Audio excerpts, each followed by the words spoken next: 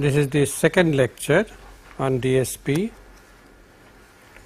where the topic of today is Introduction to Digital Signal Processing, continued from the last lecture, and we shall also discuss digital signals. In the last lecture, we talked about the course contents, the books that are recommended, Mitra and Oppenheim Scheffer for DTSP. We talked about a definition of a signal. A signal is a function of one or more variables. Signal is a function of one or more variables, and accordingly it can be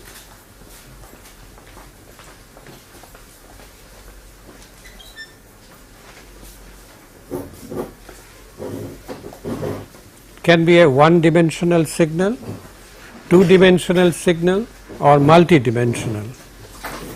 And we also said that basically there are two kinds of signals, analog and digital.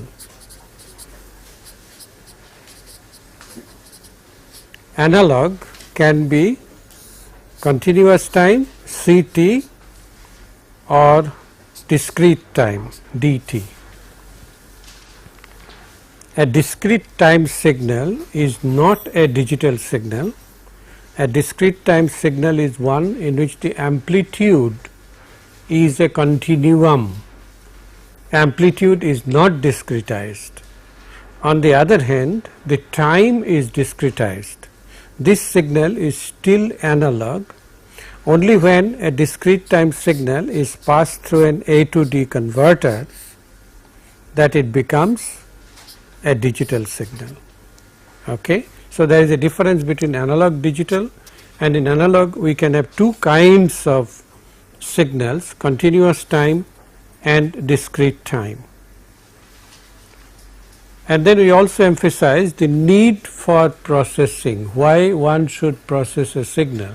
This is to obtain a better quality signal than the original one. It could be, for example, noise filtering or improving the quality of a picture in terms of brightness or contrast or whatever it is.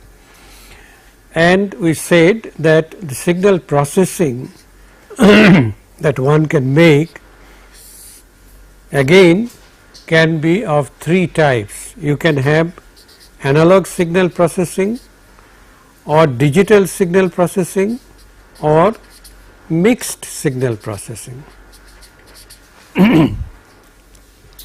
And we also emphasize that analog signal processing dominated prior to 70s.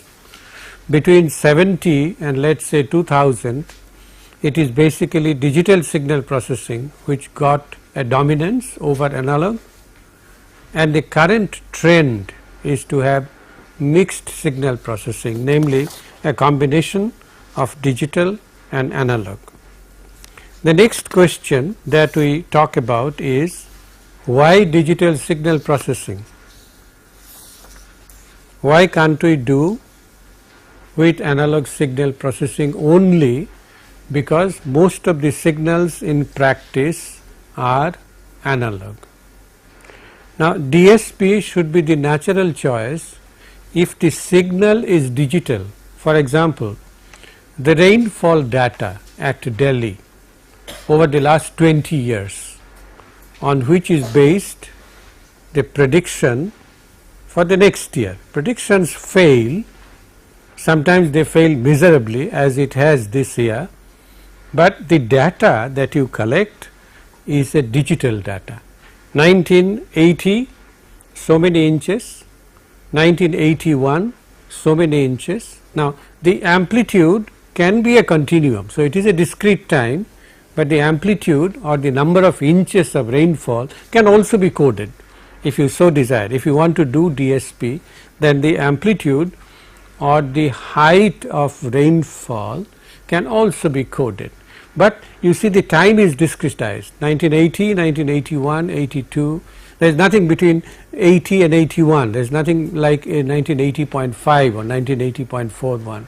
So, the natural choice would be DSP, and this is what is done. This data is fed with many other parameters controlling monsoon or rainfall to a supercomputer, which basically does DSP. That is, what is DSP? Addition, multiplication and delay or recalling of past signals. Even if the signal is analog, one prefers to use DSP, and the reasons are many. DSP has many advantages over ASP or analog signal processing, and many a times it happens to be a less costly proposition. Digital ICs are available off the shelf at very low cost, and therefore, in many cases analog signal processing gives way to digital signal processing, even if the original signal is analog. How it is done is represented by this block diagram,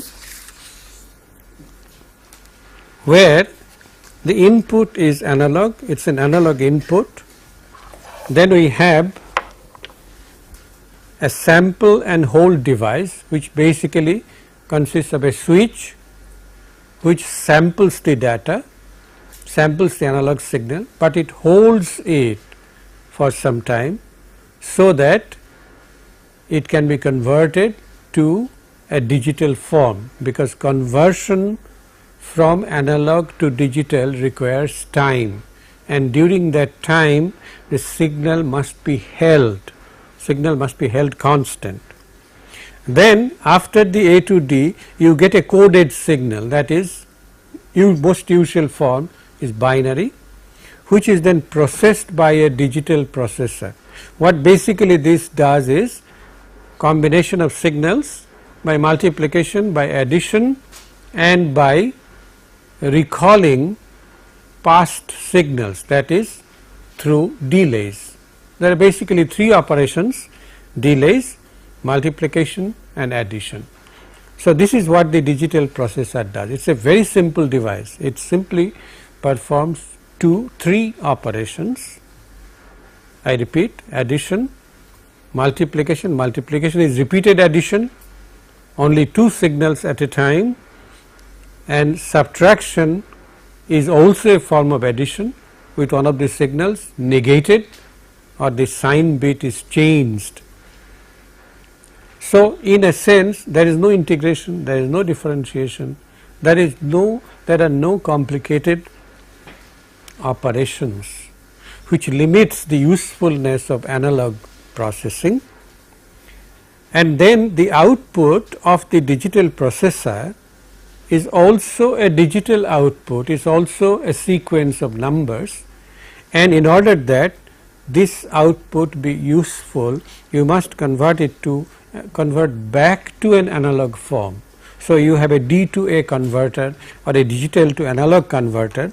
The output of the digital to analog converter is in the form of staircases, that is, there is a level of signal, to the next level it rises and then stays for some time, which is equivalent to the existence of high frequencies in the signal, because there are abrupt changes, fast changes at the staircases, and therefore, there are high frequencies present in the signal which have to be gotten rid of by an analog low pass filter, and the output, finally this analog output is the output that is to be useful. It could, for example, be a piece of music which has to be filtered from surrounding noise, and perhaps mix up with other signals, and finally it has to be played, it has to be heard on a loudspeaker, and therefore you do require an analog output. Pictorially, this slide represents the basic operations. The first picture is that of an analog input which you wish to process by a digital processor, and this is what happens when you sample it. This is the analog input, then you sample at 0, at 2 microseconds, 4 microseconds, 6 microseconds, 8 microseconds, uniform sampling, and at each point 6 microseconds for example, you pick up the value of the signal at this point and then you hold it till the next sampling comes. This holding is required for A to D conversion, time is required, and the A to D conversion typically may look like a sequence of waveforms like this, where the positive output is 1 stands for positive and 0 stands for negative. There are many other choices of coding, but this is a typical coding where any signal, any pulse which is positive is taken as 1. For example, this is 1 0, okay, and then after processing by the DSP, which carries out operations of multiplication, addition and delay, maybe the output of the DSP is something like this, which now has to be converted to analog form. So, you have a D to A converter which again produces staircase waveforms like this, that is these codes are converted to amplitudes, volts or amperes, and a typical D to A output looks like this, which as I said is a contains high frequencies which have to be gotten rid of, and therefore you pass this through an analog low pass filter to get the desired output, which may typically look like this. Okay. So, this picture shows what exactly the operations which are involved in processing an analog signal by digital means. The advantages that accrue out of the use of DSP as compared to ASP or analog signal are many. First is the digital signal processor is less sensitive to component tolerances and environmental changes. In analog signal processing, change in any element, an inductance, a capacitance or a small shift in the power supply causes a change in the performance. This also happens in digital circuits, but since you are coding a high amplitude by 1 and a low amplitude by 0, even if the amplitude changes by 10%, it does not matter, 1 remains 1, unless the amplitude drops down to the noise margin level, you have nothing to worry, and therefore DSP, digital circuits, are less sensitive to component tolerance and environmental changes. Then digital circuits allow volume production without the need for adjustment during construction or use. Even if the performance deviates a little bit, one does not worry, one goes on with volume production, and once the process is set, the timings and the steps, nothing has to be changed. Digital circuits are of course amenable to full integration. This is not possible for analog circuits because of inductance and transformer. A transformer cannot be made into an integrated chip. An inductance of a respectable value, if you want picohenries or so on, they are very small values, yes, they can be made by ICs, but inductances of respectable values like a microhenry or a millihenry is very difficult to make. because inductance basically requires a large volume.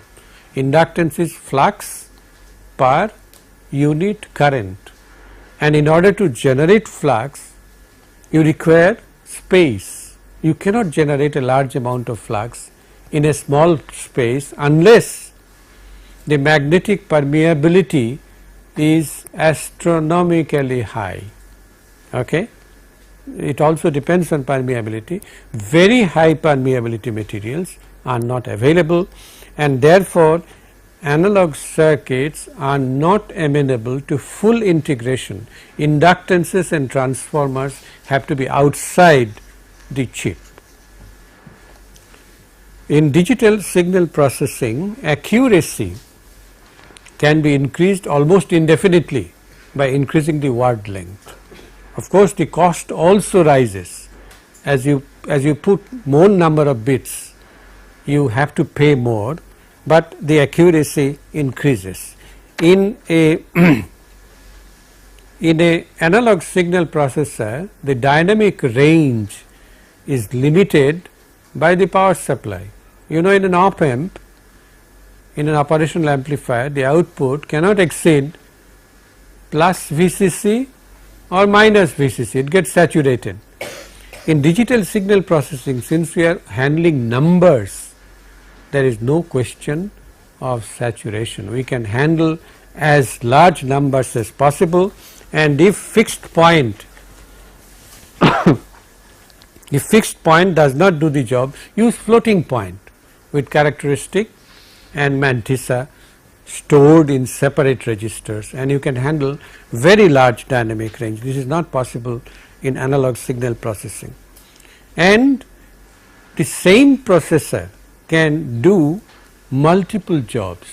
You can, for example, use the same processor to time share two different operations, and the following picture shows how this is done.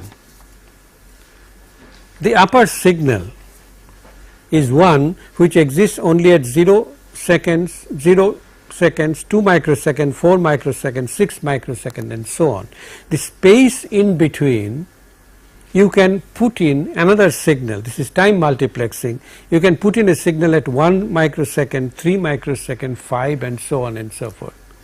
All right. These two signals are then mixed up. They look like this. Okay. So, if there is a digital signal processing occurring at odd values of time, then it handles only the first signal. If the same processor also performs another operation during the even periods of time, I interchange the two. Even periods is the first one, odd periods is the second one. So, the same processor can perform operations on two different signals which have been time multiplexed, and then at the output you can separate the two. Okay. So, use of the same processor simultaneously for different operations is a great advantage of digital signal processor. The power is gone, the recording has to stop.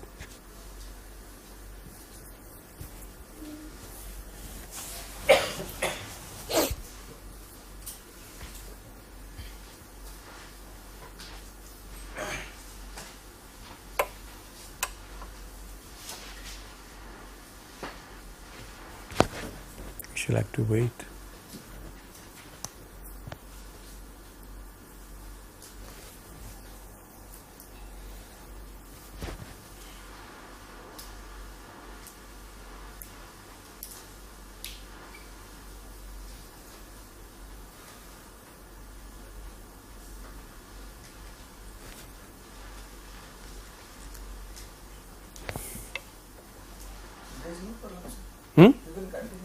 What is the problem here?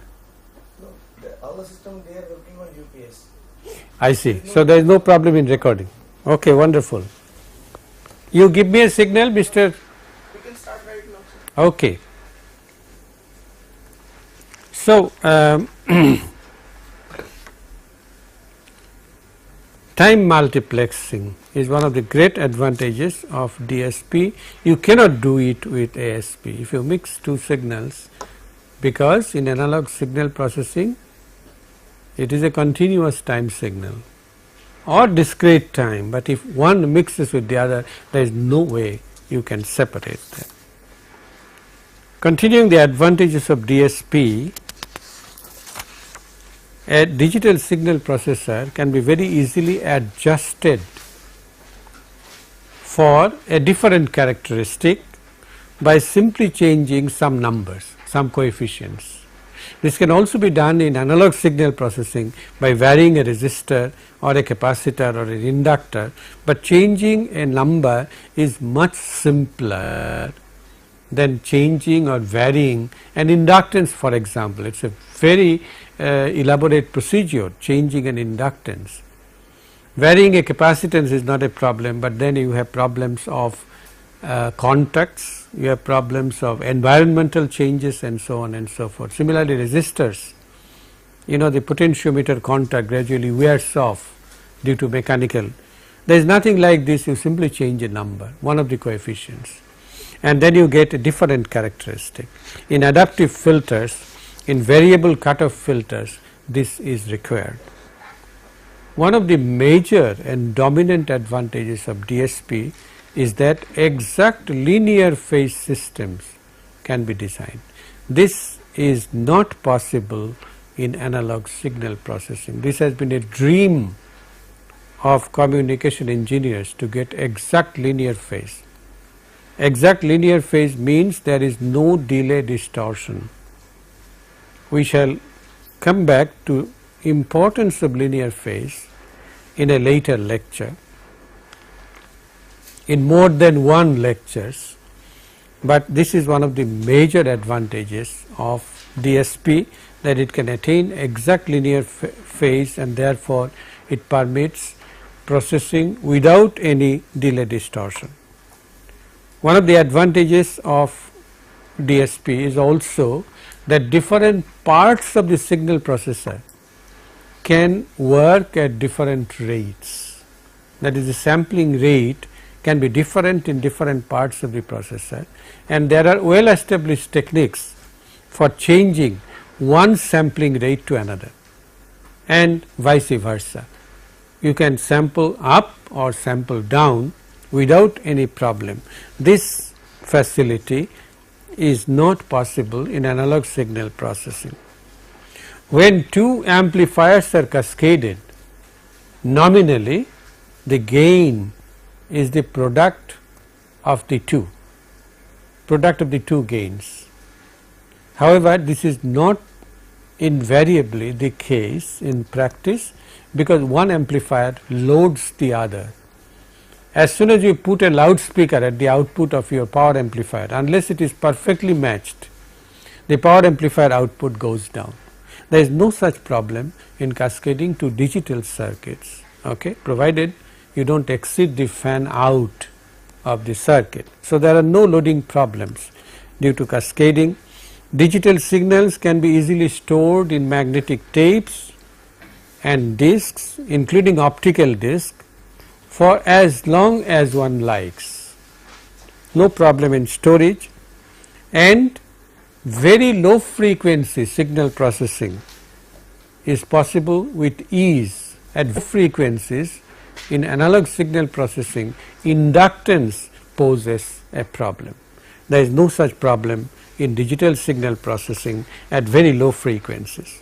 However, all is not roses with digital signal processing. There are disadvantages also, and the major disadvantage of course is increased complexity. You have to use more devices, sample and hold, A to D, D to A, low pass filter, then a low pass filter is required at the input also. So, it is increased complexity. Then the major disadvantage is that the frequency range for operation of a DSP is limited due to the limited rate at which you can sample and hold, sampling and hold devices, and also A to D conversion. the speed is limited. And in practice, ignore this data, in practice you cannot use a sampling frequency today with today's state of the art which is more than 10 megahertz, and therefore if the sampling frequency is 10 megahertz, naturally signal processing cannot be done for more than 5 megahertz, okay, half of the sampling frequency. The other disadvantage is that if you have a purely passive circuit, inductance, resistance, capacitance, to do the signal processing, analog signal processing, there is no question of power dissipation. None of these elements dissipates power. However,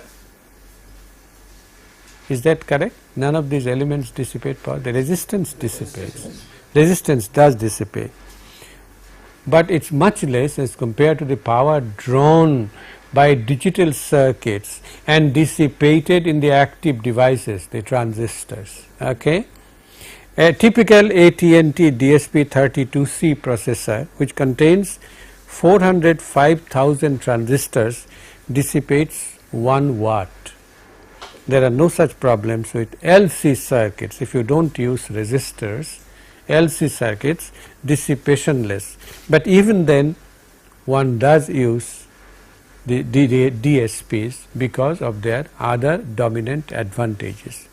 This picture is very rapidly changing. Power dissipation is one of the major challenges for DSP engineers, and one of the aims of TI, Texas Instruments, is to make digital circuits which will require no power supply, particularly for devices which are to be implanted in live bodies like the human body, the heart artificial transplant, or the artificial hearing aids. Okay, they would not in future, if DSP engineers are successful, in future would not require a battery. Battery is the major problem. To make a small battery is a problem. If you want to put it inside the human body, it is a problem, and the longevity or the life of the battery. So they are aiming at devices which will work from body temperature. As long as the person is alive and his body temperature is between two limits, the device will work. If the person is dead, then of course the device is useless. So this is what it is, and one has gone up to several milliwatts. That is about it. It is still at the experimental stage. Now about digital, we come back to digital signals.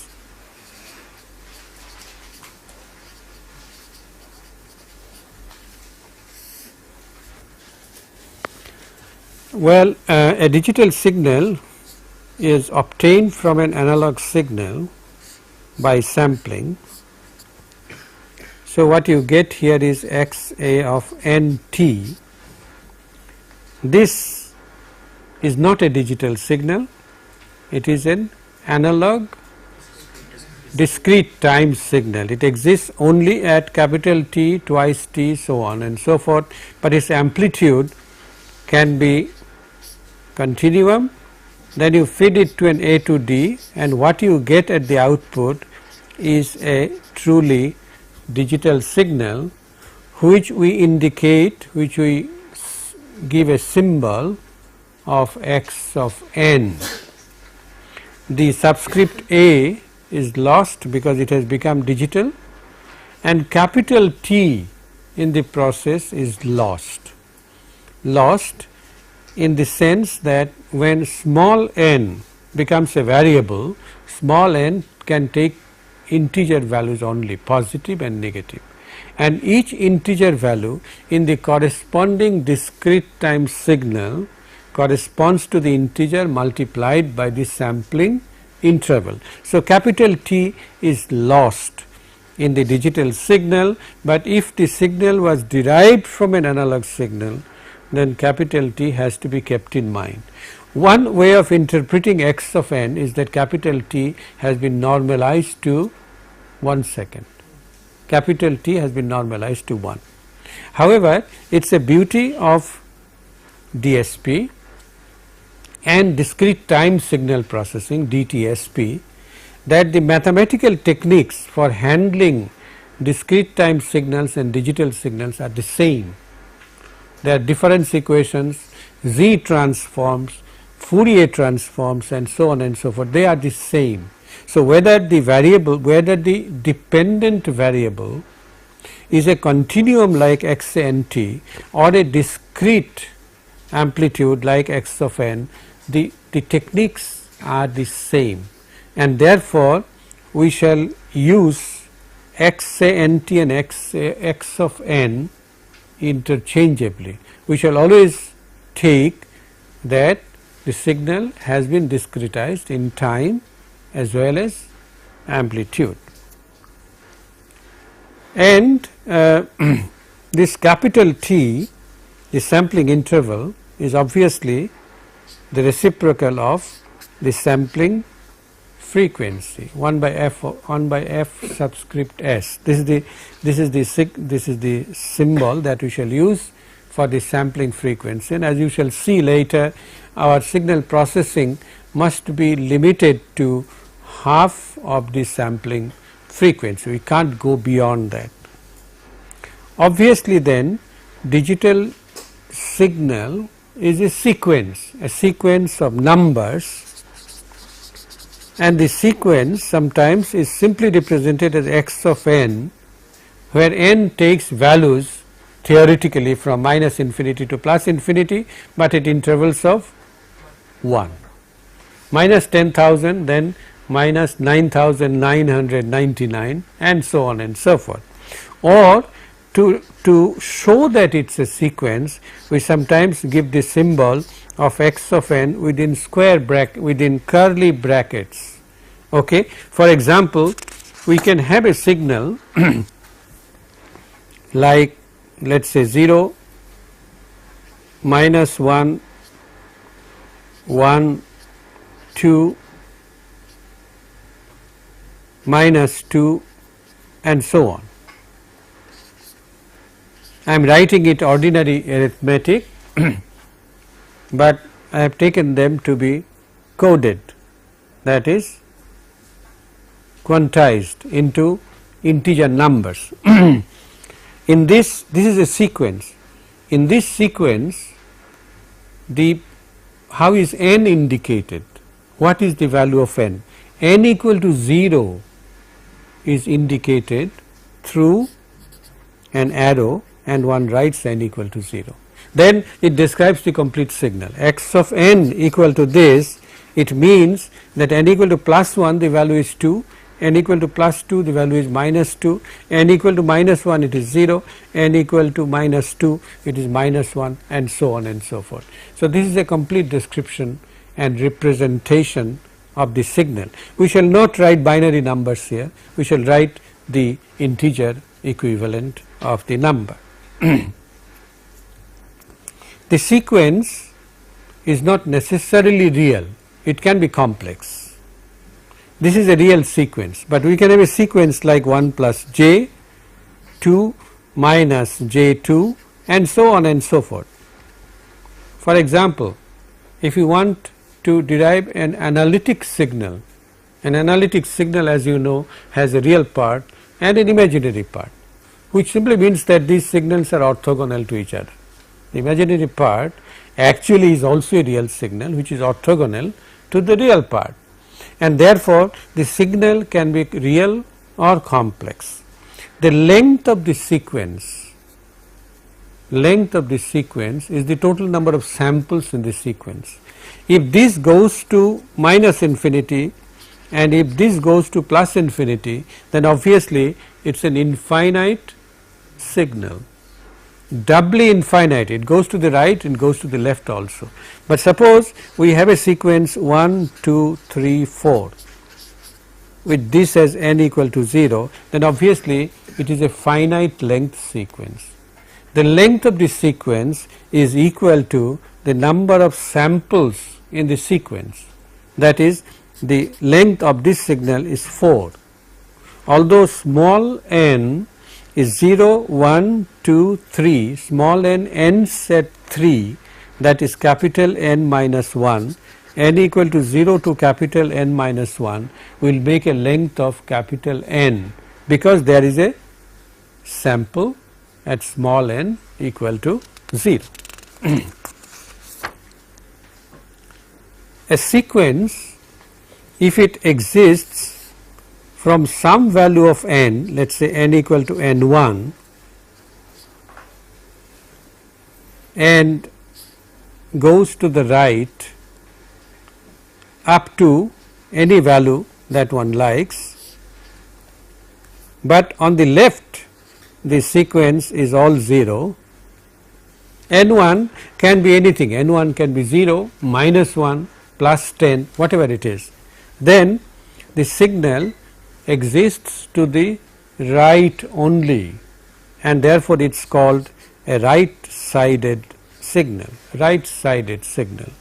On the other hand, if the signal exists only on the left side and is 0 on the right side,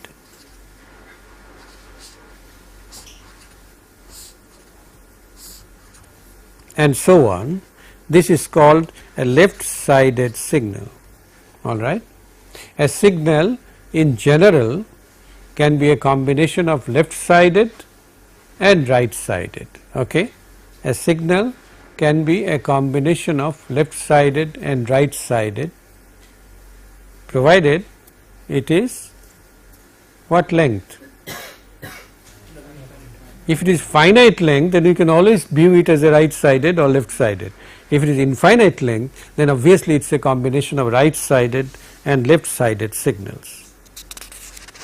A signal or a sequence can be even or odd, or a mixture of even and odd. Sequence can be even or odd or general.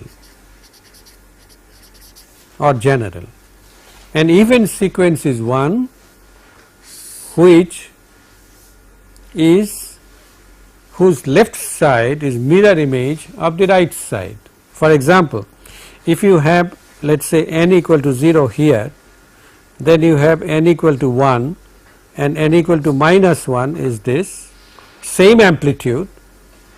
Then let us say n equal to 2, it goes like this, and n equal to minus 2, it goes like this, then it is an even signal. In other words, an even signal x e of n is the same as x e of minus n. X e of 1 is the same as x e of minus 1. The amplitudes are equal. This is called an even signal. On the other hand, an odd signal is one in which a signal is odd, x o n is defined as negative of x o of minus n. In other words, it is like this. We will ask you what n equal to 0 should be, but if n equal to 1 is this, then n equal to minus 1 should be this. It is a negative of that. Then n equal to plus 2, if it is like this, then n equal to minus 2, it would be like this. Okay. What should be the value at n equal to 0? 0, because x e of z, x o of 0 should be negative of x o of minus 0, which means that this must be 0. So, this is an odd signal. An even signal can have any value at n equal to 0. An odd signal must have a 0 value at n equal to 0. And in general, a signal is neither even nor odd, but it can be decomposed into two parts, an even part and an odd part, x o of n. Okay. In general, it is a combination of even and odd parts.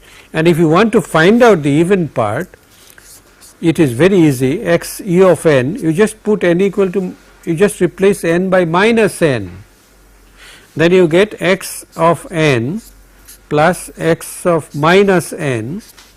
You add the two, the odd part will cancel. So, it is x of n plus x of minus n by 2, and in a similar manner the odd signal, the odd part is given by x of n, subtract from this x of minus n and divide by 2, what you shall get is the odd part of the signal. And quite a few problems in the book on decomposition of signals into even and odd parts. Try to work out as many as you can. Then we say, then we introduce what is a periodic sequence or periodic digital signal. A signal x of n is said to be periodic if x of n is equal to x of n plus k n, where capital N is a positive integer,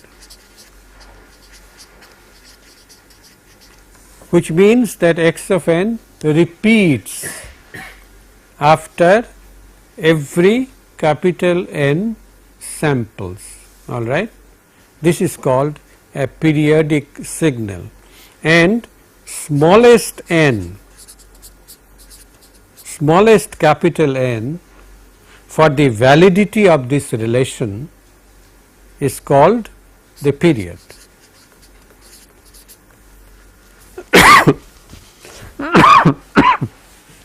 Excuse me.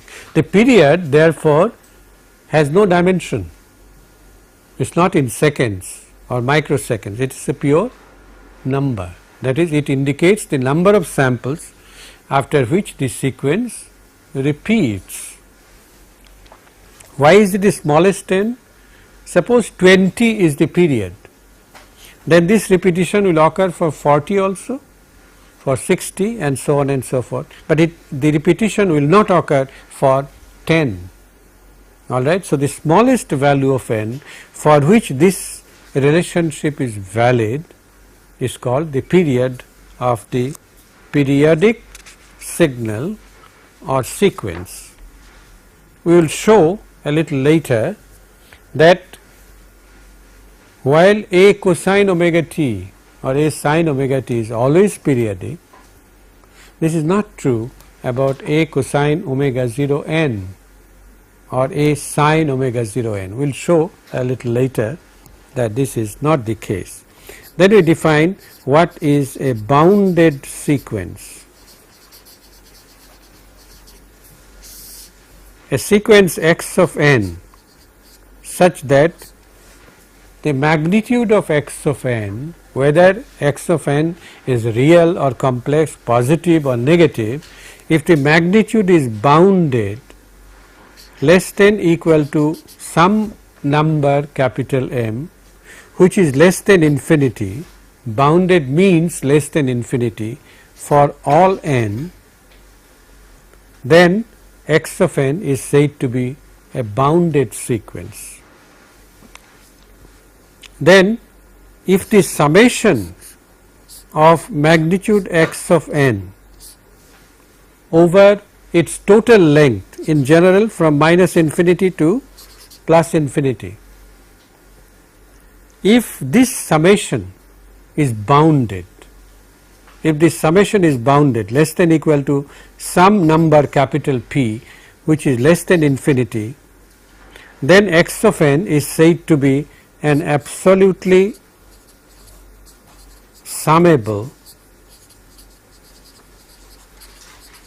sequence, absolutely summable sequence. The definition clear? Then you can similarly define a square summable sequence, square summable.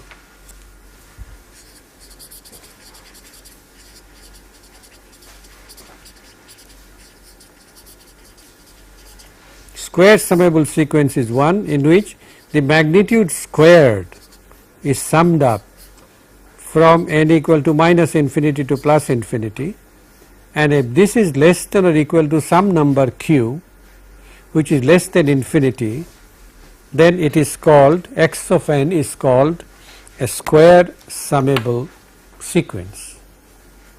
1 by x, 1 by n, suppose you have a sequence 1 by n, is it absolutely summable?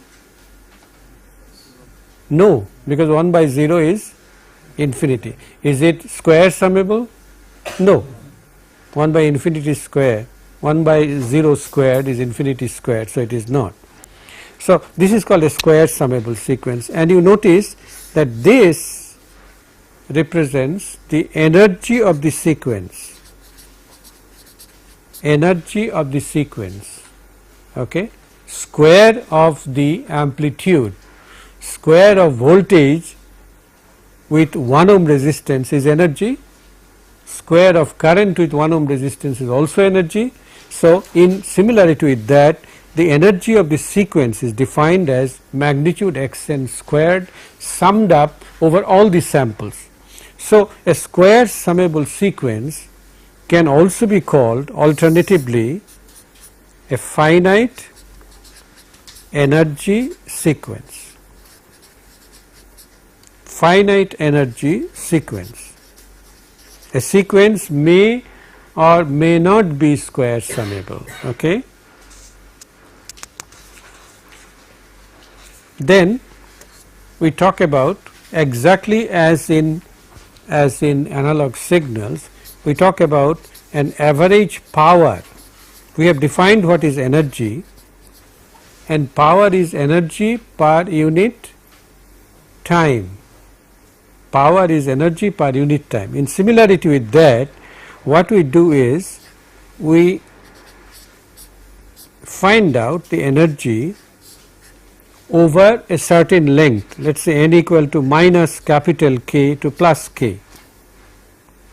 Then this represents energy over the length. How much is the length? 2K plus 1. If I divide by the length 2K plus 1, then this will represent average power over the same length, right? Average power over the same length. Now, what we do is we allow capital K to go to infinity. We allow capital K to go to infinity. Then we have covered the total signal, the total length of the signal. So, this is defined as P average of the signal. Okay. So, it is a limiting process. You can't go on adding up infinite length sequences. So, what you do is you go to sufficiently large number, increment by 1, 2, 3 and so on, and see does the average power change. Usually sequences trail off at very large values of n, and therefore, this is a meaningful definition, the average power. If you have a periodic signal, then your job is very simple. A periodic signal of length of period n, capital N is the period, then all you have to do is you have to take the average over one period, because every period is identical replica of any other period, and therefore, what you do is you take x of n squared, sum up between, let us say n equal to 0 up to upper limit capital N minus 1, because at capital N it starts repeating, and you divide by capital N. So, this is the average power of a periodic signal.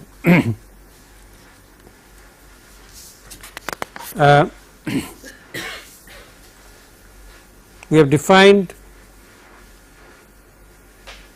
absolutely summable sequence, square summable sequence, which is the same as finite energy sequence, and then average power in a sequence. Now look at some typical elementary signals, elementary digital signals.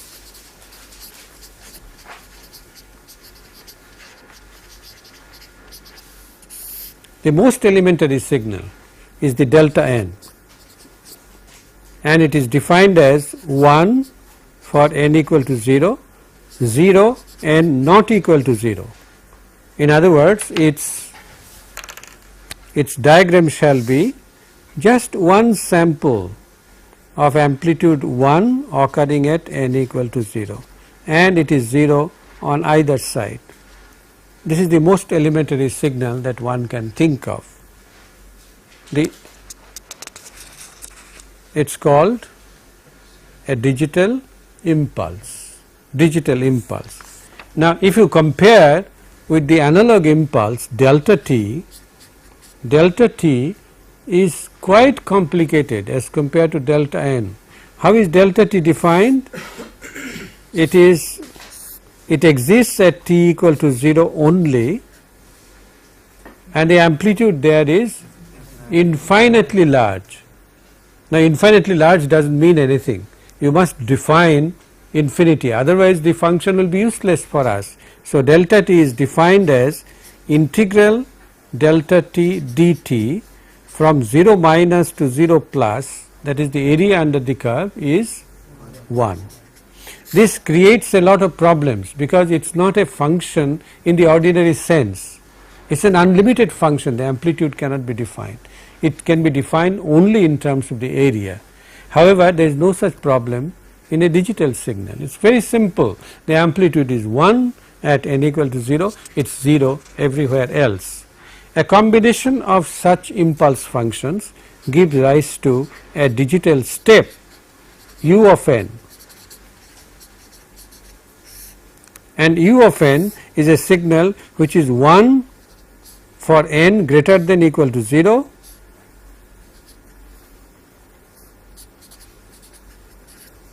u of n is equal to 1 for n greater than equal to 0 and 0 otherwise. Obviously, u of n can be written in terms of delta n. It is summation delta n minus k, k going from 0 to infinity. Put k equal to 0, this delta n describes this, delta n minus 1 describes this, one sample delayed, delta n minus 2 is this. So u of n is very simply related to delta n minus k, delta n. Delta n can also be related to u of n. Delta n is simply one signal of amplitude 1 occurring at n equal to 0.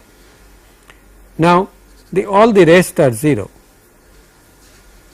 Obviously, delta n can be written as u of n, from which you subtract from u of n, you subtract all that occurs to the right of this, which is simply u of n minus 1. Therefore, delta n can be written as u n minus u n minus 1. There is a mistake in the textbook, please note that mistake. I think our time has come to an end, and therefore we will stop today here.